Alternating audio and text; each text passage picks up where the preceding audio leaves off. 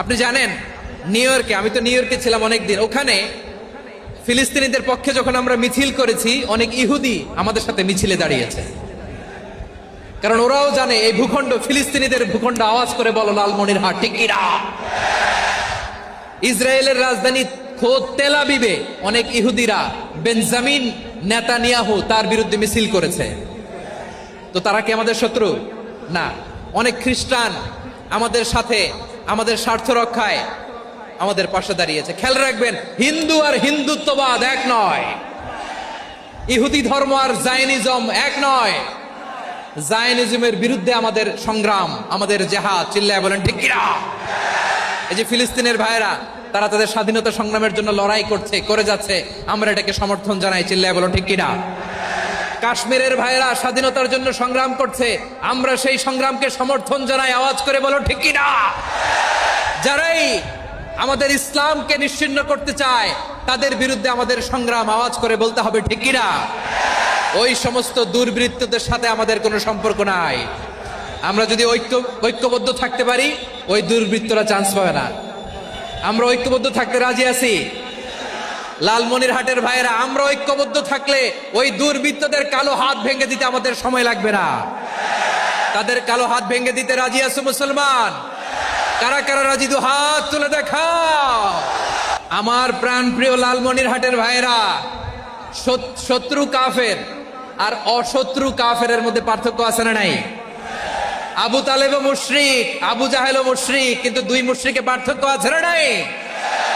আবু তালেব নবীর চাচা, মুশরিক, মারা গিয়েছে মুশরিক অবস্থায়, কিন্তু আজীবন আমার নবীকে আগলে রেখেছে, আমার নবীকে সাপোর্ট করেছে, ভালোবেসেছে।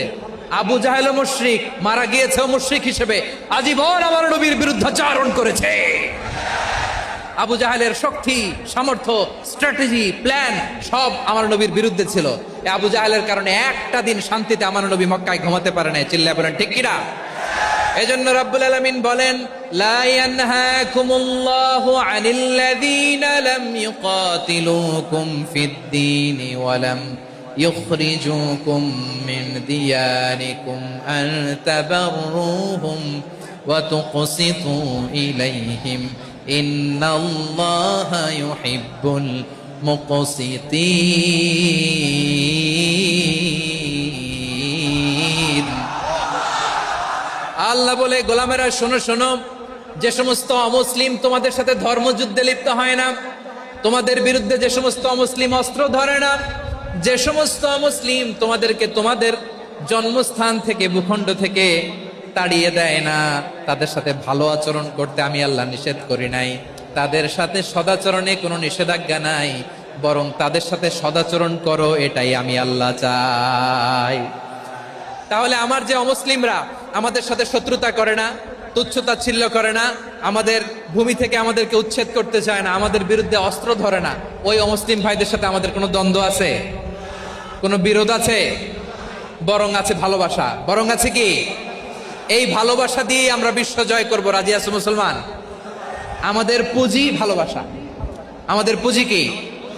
এবার আওয়াজ করে বলেন, আমার এই পুরো আলোচনা থেকে the religious coexistence, peaceful coexistence, শান্তিপূর্ণ সহাবস্থান, কমিউনাল হারমোনি, এই সাম্প্রদায়িক সম্প্রীতি, এই আলোচনা থেকে কি বুঝলেন? ইসলাম কি ন্যারো মাইন্ডেড না ব্রড মাইন্ডেড?